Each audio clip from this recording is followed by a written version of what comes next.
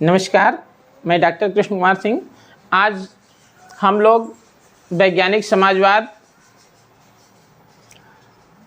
के प्रणेता Karl Marx के बारे में मुख्य प्रश्नों एवं तथ्यों एवं उनके कथनों के बारे में पढ़ेंगे।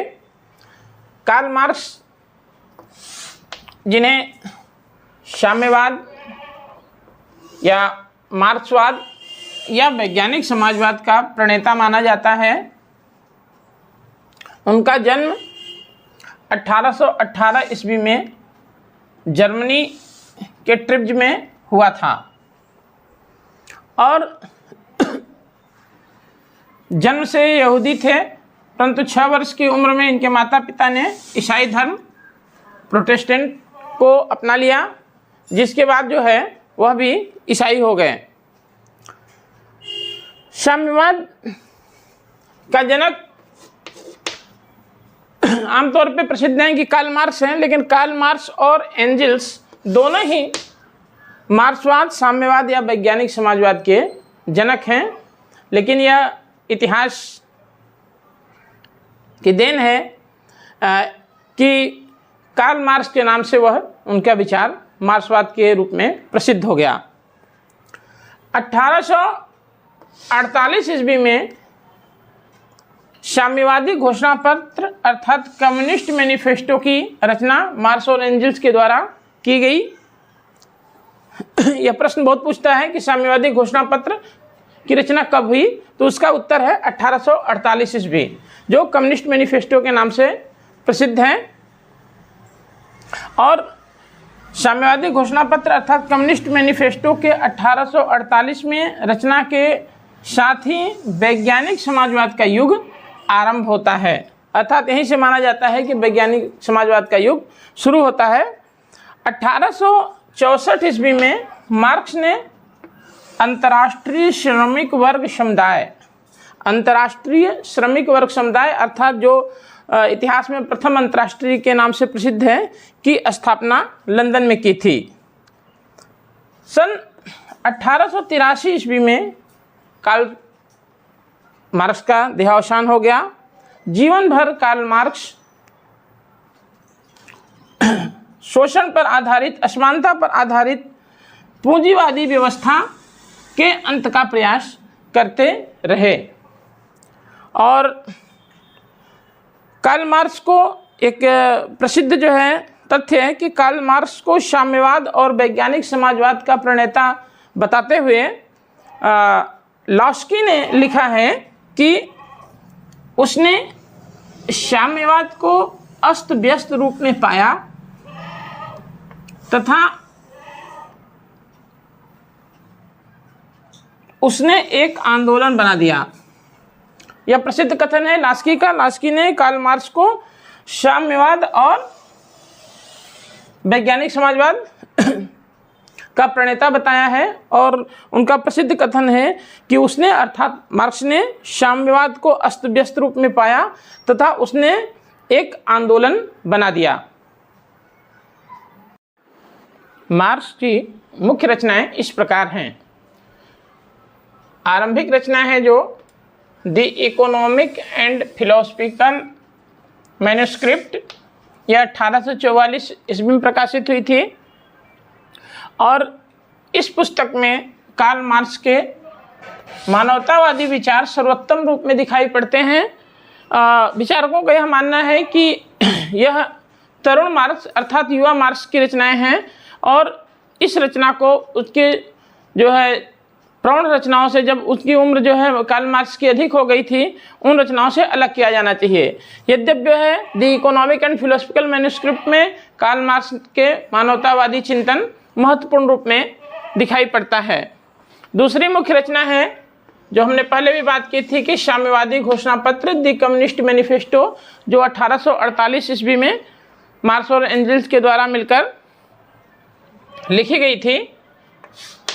और कम्युनिस्ट मैनिफेस्टो का एक बहुत ही प्रसिद्ध कथन है, वो है कि सर्वहारा क्रांति के भय से शासक वर्ग को कांपने दो, श्रमिकों के पास खोने के लिए अपनी बेड़ियों के अलावा कुछ नहीं है, जीतने के लिए सारा संसार है, समस्त संसार के मजदूरों एक हो जाओ। एक तो मजदूरों की स्थिति बताई है उसमें, और दूसरी चीज़ जो है उनका आह्वान क्या है कि समस्त संसार के मजदूरों एक हो जाओ, तुम्हारे पास खोने के लिए कुछ भी नहीं है, पाने के लिए सारी दुनिया पड़ी हुई है। यह बहुत प्रसिद्ध कथन है, प्रायः जो है प्रतियोगी परीक्षाओं में पूछते रहते हैं कि सर्वहारा क्रांति के भय से शासक वर्ग को कांपने दो, श्रमिकों के पास खोने के लिए अपनी बेड़ियों के अलावा कुछ नहीं है, जीतने के लिए सारा संसार है, समस्त संसार के मजदूरों एक हो जाओ। और साम्यवादी घोषणा पत्र का दुनिया के लगभग सभी भाषाओं में अनुवाद हो चुका है, और सर्वाधिक पढ़ी जाने वाली रचनाओं में एक रचना देवी कम्युनिस्ट मैनिफेस्टो है। अगली प्रसिद्ध पुस्तक है दास कैपिटल। यह एक जर्मन शब्द है जिसका हिंदी में अर्थ जो है पूंजी होता है, और 1867 ईस्वी में यह पुस्तक प्रकाशित हुई थी। बाद के 2 खंड जो है वह मार्क्स की मृत्यु के बाद एंजल्स के द्वारा प्रकाशित किए गए थे। दास कैपिटल को समाजवादियों का धर्मग्रंथ अर्थात बाइबिल कहा जाता है। यह भी प्रश्न पूछते हैं प्रतियोगी परीक्षाओं में कि निम्नलिखित में से कार्ल मार्क्स की किस पुस्तक को समाजवादियों का बाइबिल कहा जाता है, तो यह है दास कैपिटल। अगली पुस्तक है पॉवर्टी ऑफ फिलॉसफी, दरिद्रता का दर्शन, और एक अन्य पुस्तक है दी होली फैमिली, पवित्र परिवार। इसके अलावा भी कार्ल मार्क्स और एंजल्स के द्वारा विभिन्न जो है बहुत महत्वपूर्ण रचनाएं की गई।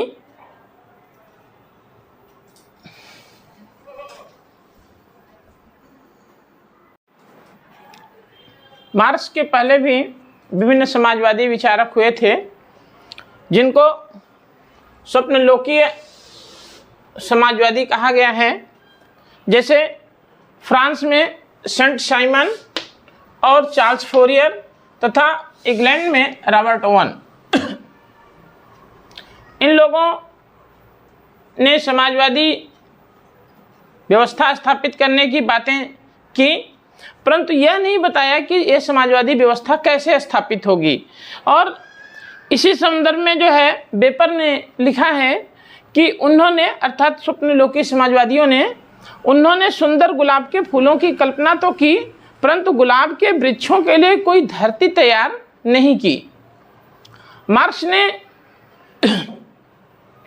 कहा है कि दार्शनिक लोगों ने विश्व की व्याख्या की है, प्रश्न है विश्व को बदलने का। यह प्रसिद्ध कथन है मार्क्स का इसी संदर्भ में कि दार्शनिक लोगों ने विश्व की व्याख्या की है, प्रश्न है विश्व को बदलने का।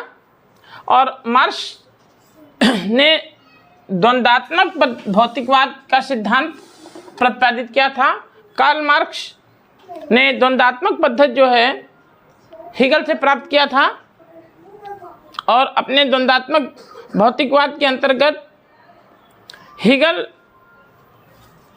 ने अपने केंद्र में द्वंद्वात्मक जो है भौतिकवाद द्वंद्वात्मक पद्धति के अंतर्गत हीगल ने विचार को केंद्र में रखा था, जबकि कार्ल मार्क्स ने अपनी द्वंद्वात्मक पद्धति के केंद्र में पदार्थ को रखा है।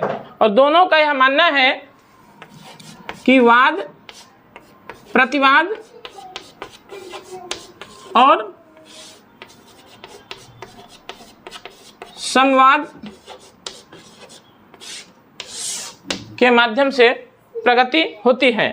लेकिन उस द्वंद्वात्मक पद्धति में हीगल ने विचार को केंद्र में रखा है और मार्क्स ने पदार्थ को। इसी संदर्भ में मार्क्स का एक प्रसिद्ध कथन है कि मानवीय चेतना उसके सामाजिक अस्तित्व का निर्धारण नहीं करती, इसके विपरीत उसका सामाजिक अस्तित्व उसकी चेतना का निर्धारण करता है। मार्क्स ने कहा है कि मानवीय चेतना उसके सामाजिक अस्तित्व का निर्धारण नहीं करती, इसके विपरीत उसका सामाजिक अस्तित्व उसकी चेतना का निर्धारण करता है।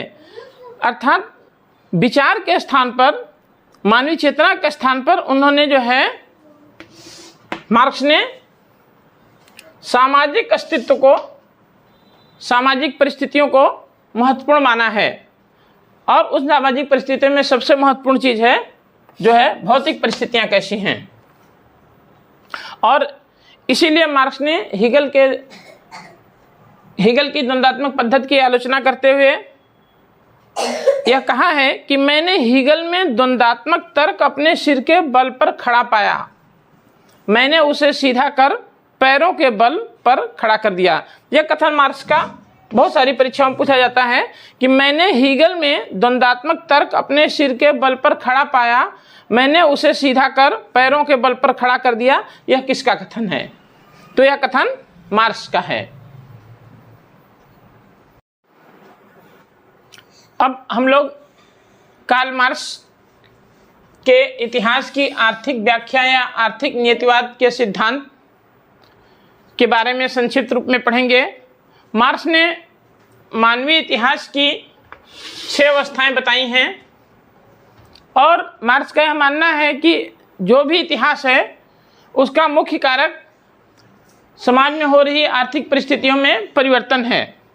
पहली जो अवस्था बताई है, और इसमें यह ध्यान रखने वाली बात है कि कार्ल मार्क्स ने बताया है कि प्रथम 4 अवस्थाएं आ चुकी हैं और 2 अवस्थाएं बाद में आएंगी। पहली अवस्था बताई है आदिम साम्यवादी अवस्था, दूसरा दास अवस्था, तीसरा सामंती अवस्था, चौथा पूंजीवादी अवस्था, जो मार्क्स के समय विद्यमान थी।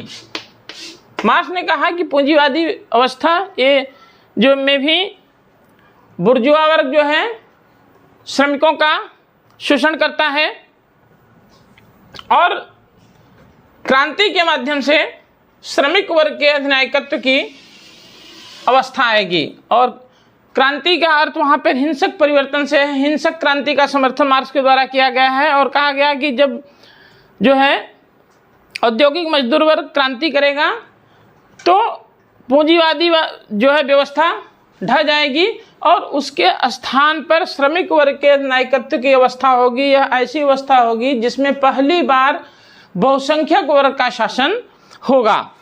और यह अवस्था जो श्रमिक वर्ग के नायकत्व की अवस्था है, इसको मार्क्स ने बताया कि यह संक्रमणकालीन अवस्था होगी। संक्रमणकालीन अवस्था होगी अर्थात अस्थायी नहीं होगी, बल्कि इसके बाद साम्यवादी अवस्था आएगी जो अस्थायी अवस्था होगी, जिसमें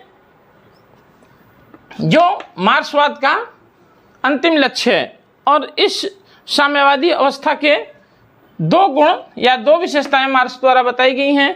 पहला यह कि वर्ग विहीन एवं राज्यहीन समाज होगा, कि समाज में वर्ग नहीं होंगे और वर्ग नहीं होंगे तो वर्ग संघर्ष नहीं होगा, और जब वर्ग संघर्ष नहीं होगा तो राज्य की भी कोई आवश्यकता नहीं होगी।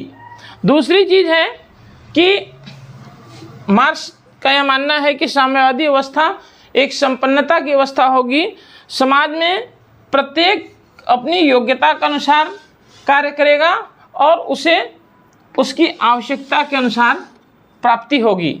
यही 2 विशेषताएं हैं, एक वर्ग विहीन एवं राज्यहीन समाज और दूसरा प्रत्येक अपनी योग्यता के अनुसार कार्य करे और उसे अपनी आवश्यकता के अनुसार प्राप्ति हो। मार्क्स ने वर्ग संघर्ष की धारणा का प्रतिपादन किया था और मार्क्स का यह मानना है, एक प्रसिद्ध कथन है मार्क्स का, कि अब तक के समस्त सामाजिक जीवन का इतिहास वर्ग संघर्ष का ही इतिहास है। अब तक के समस्त सामाजिक जीवन का इतिहास वर्ग संघर्ष का ही इतिहास है। यह एक बहुत प्रसिद्ध कथन है मार्क्स का और इसके माध्यम से मार्क्स ने बताया है कि वर्ग संघर्ष के माध्यम से ही सामाजिक अवस्थाओं में परिवर्तन आया है।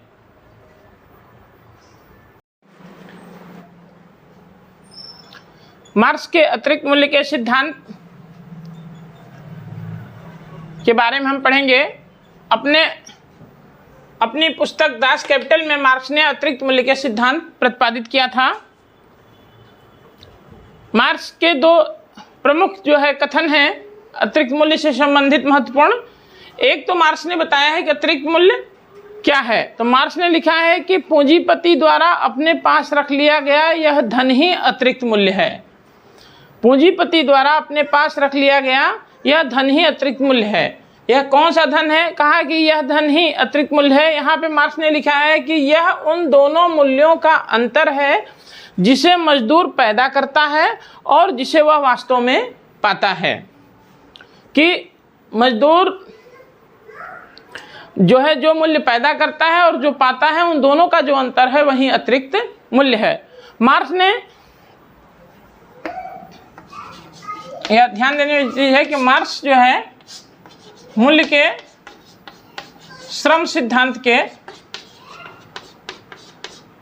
समर्थक हैं, मूल्य के श्रम सिद्धांत के समर्थक हैं। अर्थात उनका यह मानना है कि किसी वस्तु का मूल्य जो है उसमें लगाए गए श्रम से निर्धारित होता है। मार्क्स ने राज्य की उत्पत्ति के बारे में मार्क्स का यह विचार है कि राज्य की उत्पत्ति वर्ग विभेद के कारण हुई है। राज्य की उत्पत्ति वर्ग विभेद के कारण हुई है। मार्क्स ने राज्य और शासन दोनों को शोषण का यंत्र माना है। मार्क्स का यह मानना है कि राज्य और शासन शोषण के यंत्र हैं। इस संबंध में मार्क्स का एक प्रसिद्ध कथन है कि राज्य केवल यंत्र है जिसकी सहायता से एक वर्ग दूसरे वर्ग का शोषण करता है। यहाँ मार्क्स ने लिखा है कि राज्य केवल यंत्र है जिसकी सहायता से एक वर्ग दूसरे वर्ग का शोषण करता है। और मार्क्स के बारे में एक महत्वपूर्ण चीज़ यह है कि मार्क्स जो है व्यवस्था में एकाएक परिवर्तन चाहते हैं, अचानक, त्वरित। और यह त्वरित परिवर्तन जो है वह हिंसक होगा। शांतिपूर्ण तरीके से वह परिवर्तन नहीं हो सकता है, बल्कि वह परिवर्तन हिंसक होगा। उदारवादियों की भांति वह धीरे धीरे समाज में परिवर्तन की आशा नहीं करते हैं। उनका यह मानना है कि समाज में जो भी परिवर्तन होगा, व्यवस्था में जो भी परिवर्तन होगा, वह एकाएक और हिंसक होगा। और इसी के साथ एक महत्वपूर्ण तथ्य है कि कार्ल मार्क्स एक अराजकतावादी विचारक माने जाते हैं। अराजकतावादी विचारक माने जाने का कारण यह है कि मार्क्स ने राज्यहीन समाज की स्थापना का लक्ष्य रखा है। उनका यह मानना है कि जो आदर्श व्यवस्था होगी, जो साम्यवादी अवस्था होगी समाज की, उसमें राज्य नहीं होगा। क्योंकि जब वर्ग नहीं होंगे, जो एक लक्ष्य है कि वर्ग विहीन और राज्यहीन समाज, जब वर्ग नहीं होंगे तो उनमें संघर्ष नहीं होगा, और जब संघर्ष नहीं होगा तो राज्य की भी कोई आवश्यकता नहीं होगी। धन्यवाद।